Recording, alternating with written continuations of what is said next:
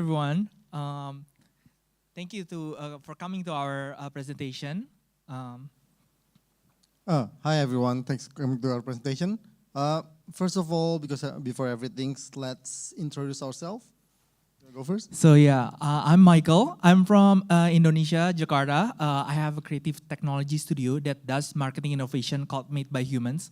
And last year, we created like a division called Made by Machines that does Gen AI solution for brands. So the past few years, our brands have been working with companies such as Disney, Mondelez, PepsiCo, and much more.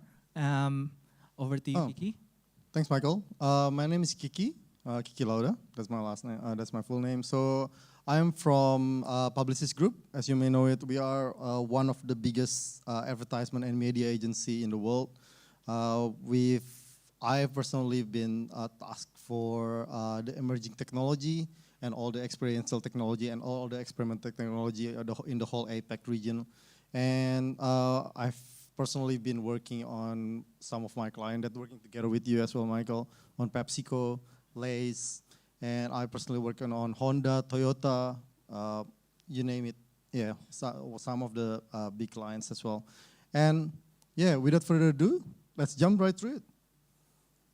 So the topic for today that I want to talk about is experiential technology. I always get a tongue twister there. Okay, so what is experiential technology? So as the word describes it itself, it is a multisensory experience technology as a new way to consume, interact, and also process information as an extension to our senses. It's enabling them to actually interact and process information or digital content in a more personalized way. So, in a nutshell, it is like, imagine like you've been getting used to processing information by reading, listening, or watching. But with experiential technology, instead of you actually reading or watching, you are actually immersed through it. You are actually experience it. So it's a new way. And one of it is actually AR. So without further ado, let's jump through it. So I'm gonna explain about how humans consume information first as a preface. So based on Richard Gregory visual assumption theory, there are two types of how humans consume an information. One is the top-down processing, and the other is the bottom-up processing. So the bottom-up processing is similar to this puzzle right here. You started to see the individual pieces, and then you're trying to figure out what is the picture here. And if you see like, if you read a text or view a video, you try to kind of like consume the information one by one, and then you try to conclude the information afterwards. Meanwhile, the top-down processing is more of like seeing the picture first, for example, like the full picture of the puzzle, which is like this cube, and then you try to see the individual pieces and how does it like look like.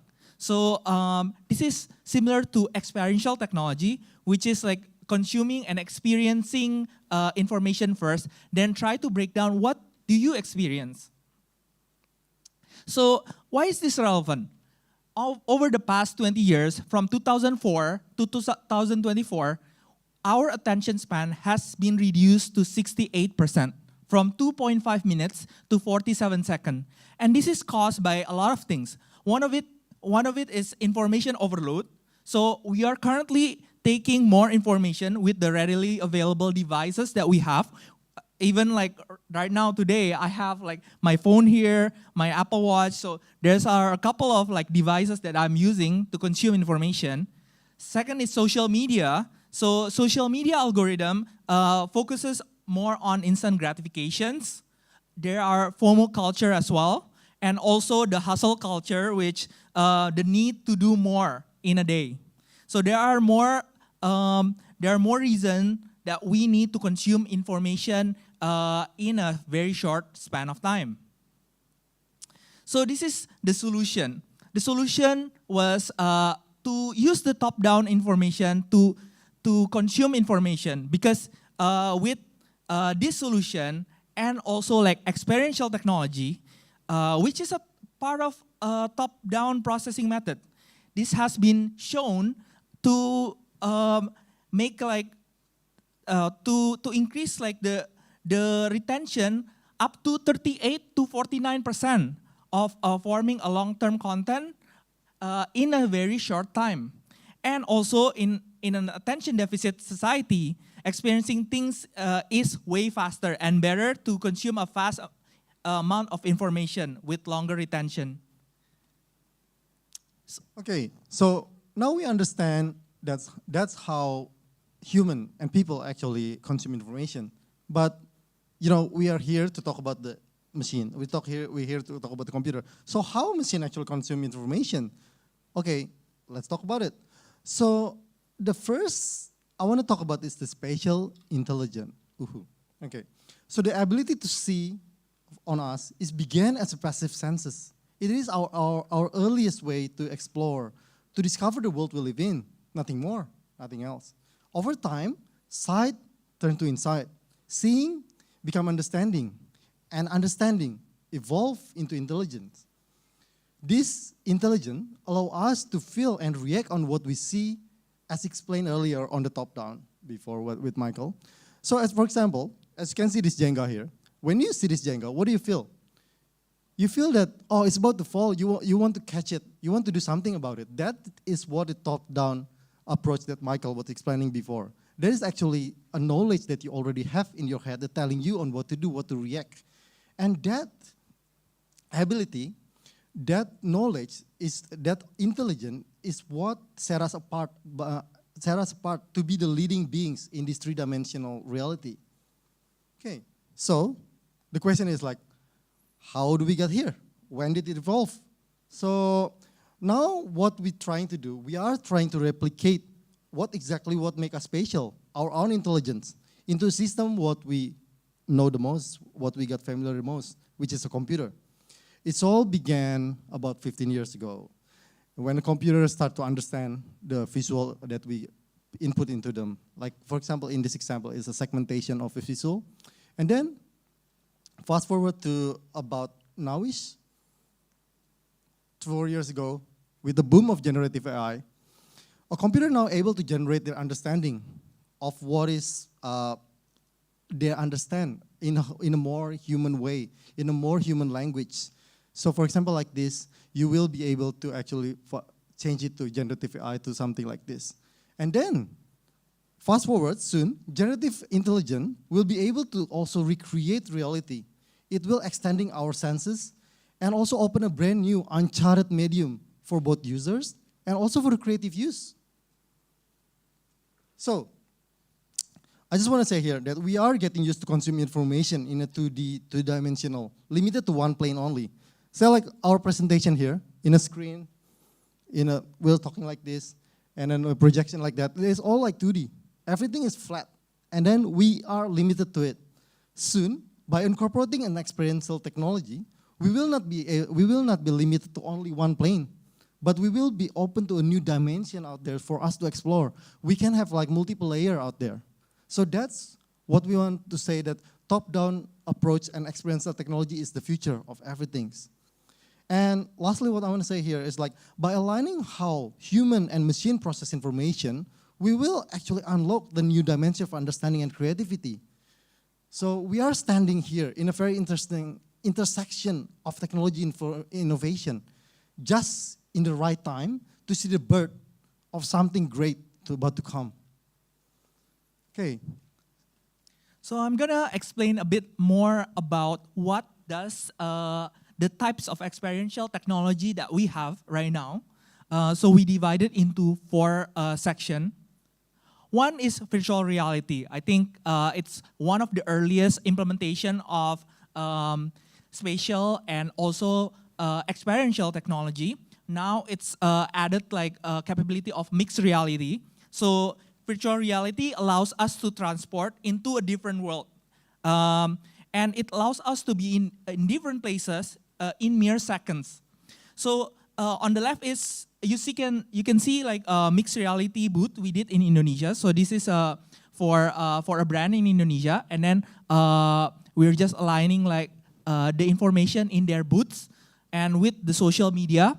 on the right, we see like the museum museum tour at your home. So you can do this in mere seconds. And then we see augmented reality. So augmented reality has been a popular integration for experiential technology as well, because everyone here have mobile phones. And with augmented reality, it's more accessible because it's just using your mobile phones.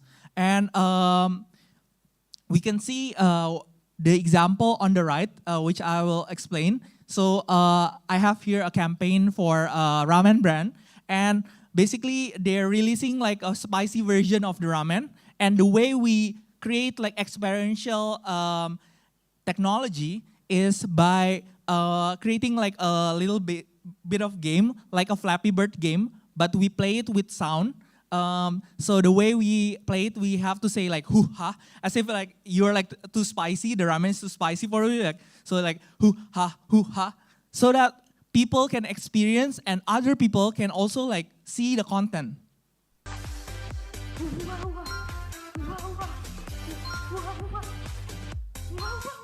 So this is using sound. And Kiki, maybe you want to explain on the left one? So on the left, that's one of the experiential technology with the technology that's available as well today that I want to explain here. It's how we combine LLM, just ChatGPT, as you may all know it because we're all very tech savvy in here, with an AR, very simple AR. So in Australia, we are able to actually customize our number plates. So we're creating a demo prototype here. How about if we're actually creating an LLM that could help you generate a number plate for you, but not only generating a number plate as an idea, but to actually to actually generate the number plates and help you envision it, how it look like on your car. And then we have extended reality.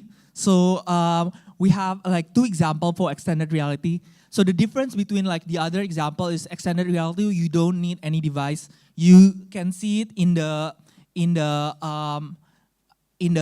room itself because we are using a technology called projection mapping and also virtual production. So we see here we use like extended reality LED. So you can see the part of the place where you can like stand, and then it will extend your reality. And we have like hologram and other like technology as well that supports extended reality. The cool thing is that you can get like a multiple point of view. So you can invite people that are not tech savvy to experience it with you. And the last but not least, and the newest of the bunch is generative reality. So with the arrival of generative AI, we can create like a personalized experience of yourself in mere seconds and do personalization. For example, in this example of we created like an AI photo booth, and it has been like a popular experience in Indonesia.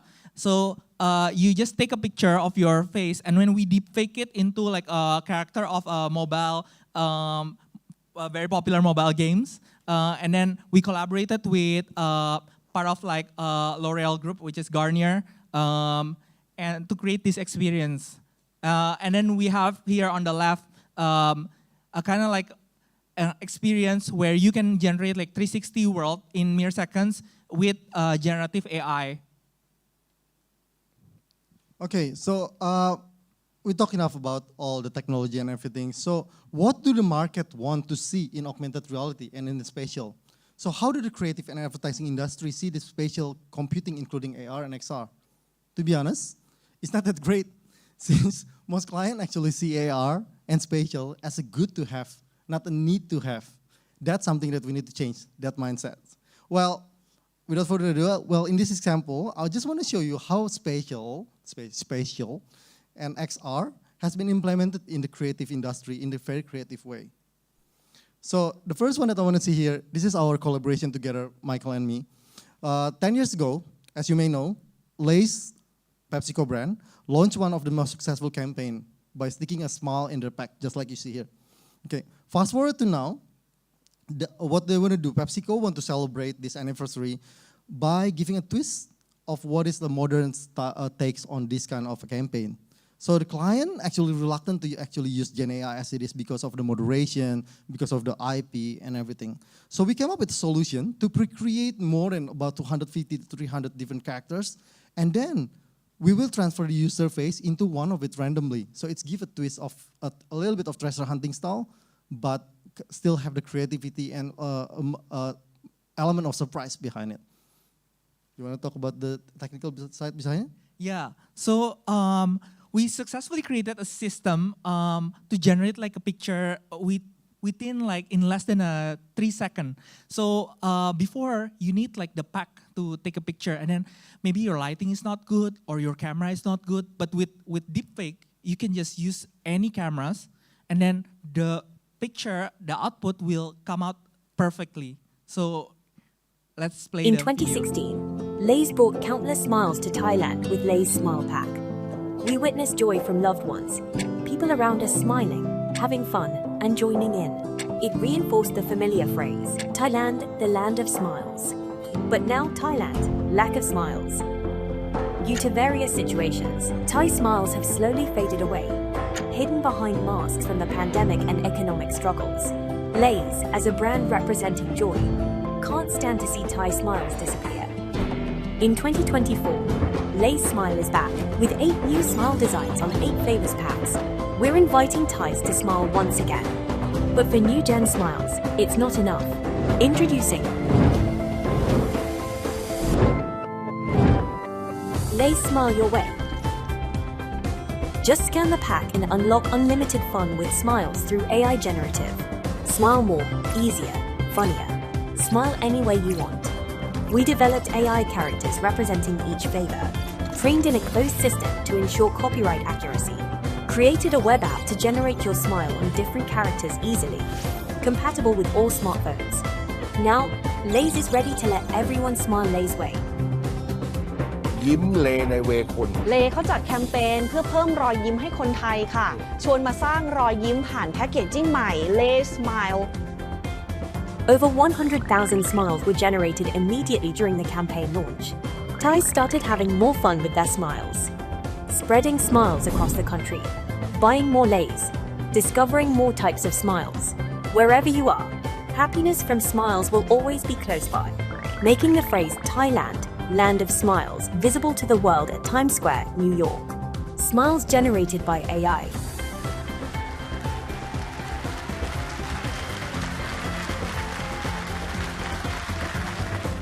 Created real smiles for both those who saw them and those who smiled with Lays. Smiling at friends, neighbors. Smiling at loved ones and those who love you.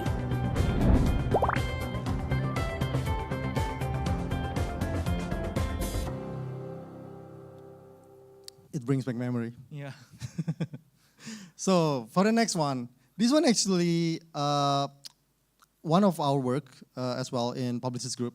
And I just want to show you on how a simple use of technology can have a profound impact without, can have a profound impact if the idea and the single-minded proposition itself is actually strong enough to support the whole campaign, to actually have a better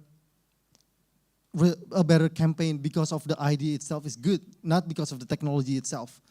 It will have a better and longer lasting impression on client's face rather than an overcomplicated tech without a strong idea behind it. So without further ado, I'm just gonna play it to you.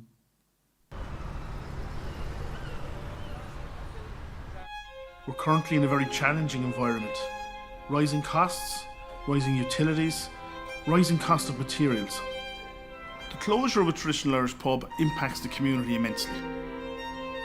And once it's gone, it's gone. There are many other historical areas which get huge support from the government. For example, museums, grant-aided, tax exemptions.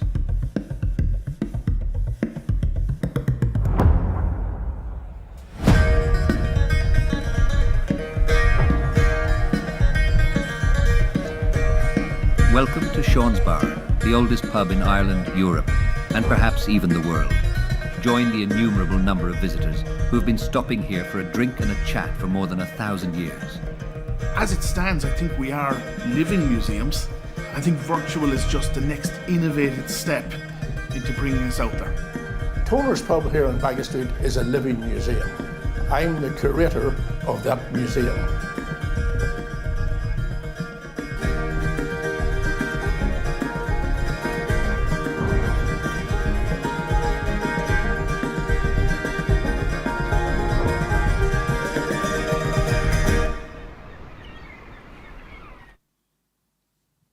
Oh, thank you. So Yeah, this one won some awards, yeah? yeah, so this one won Silver Lion at Cannes just this year. And we just launched it, I think this is January this year. And yeah, and because of the success of it, we are actually rolling it out to other pub all around the world. Heineken is planning to actually start rolling it out, starting Singapore as well. Yeah. So yeah, if you would like to connect, that's our contact details over there. And we have a few minutes for Q&A. If anybody wants to ask, maybe you can raise a hand. Otherwise, Okay, yeah. Casey.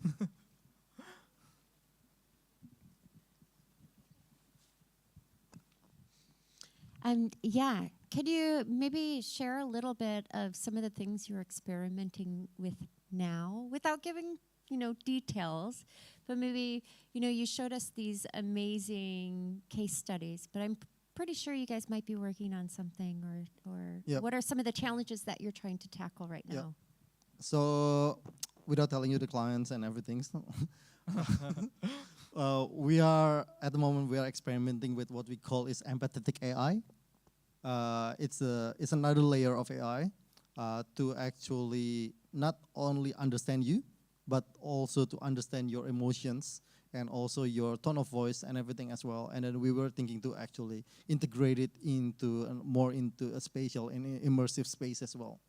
So more into like virtual girlfriend and boyfriend. We try to make it like real things.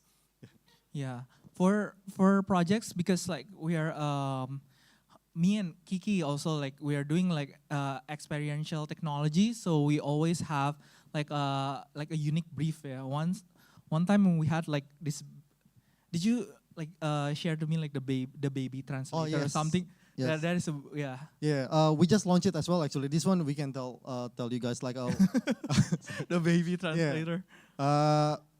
The client is for Yili. It's a baby formula in China, and we just launched it last month. We don't have a case studies yet, but we created a baby bottle that can actually translate the baby cry. So if you actually need to change the diapers, if you're hungry or anything, it's not 100% correct. And don't worry, nothing of the data will be sent online. All the data is still processed inside. We're using Raspberry Pi, and all the it's using mini GPT as well inside it. So everything processed offline. Yeah. Yeah. So that's one of the experimental technology that we're actually doing at the moment. Recently, I also did like a campaign for also like a FMCG brand where the key visual is more of like anime and manga, and then we did like AI photo booth where we take a picture of ourselves and then we turn that style into like manga / anime, and then we print it out. Yeah, so that one is like very special for me because like it's quite unique. Yeah. Thank you. Yeah. If there's no one else. Oh yes. I loved all these projects, very fun. I'm curious to hear more about your creative process. How do you balance experimentation, obviously kind of pushing frontier of these technologies, but at the same time to aim for delivery for the client? How do you guys balance that in your creative process? Yeah, that's a really good question. So, as technology getting crazier nowadays, and especially after the pandemic. So back then, when we propose it to the client, when we actually have an idea or a developer have an idea, we just like build a sketch or anything storyboard and send it to the client like that. Nowadays, they don't sell that kind of thing. Don't fly anymore. Client actually expecting more of a prototype-y style. Yeah. It doesn't need to be like a fully working prototype, but nowadays they're expecting more rather than just like a normal storyboard like that. And to balance out the actual production like that, when we're working on the experimental things like this, some of the things we don't know how much it's gonna cost. Yeah. So me and Michael, we just like keep trying. Like, I think we should try it. If it is not working, we need to tell the client. So things I want to implement in like making sure in here, we are forever in research and development.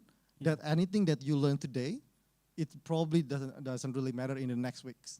Yeah, and we need to make sure that the client knows if they want to do something like this, that all of their works, it never been 100%. It can be 90%, but it cannot be 100% because no one ever done it in the world before. And for me, like in Made by Humans, so we do have like some research that we are doing like actively. So our developer, when we have like free time, we are constantly researching. And then when the time comes, like if a client have brief, usually we offer them like the existing research. Otherwise, like if there's like a new like brief, then we will do like the research. And usually before the campaign starts, we already like have the solution going on. So yeah, I hope that helps. I think we're running out of time, but thank you so much. Thank you so Let's much. connect, and yeah, have a great rest of your evening. Yeah, thank you, and I'll see you around. Thank you.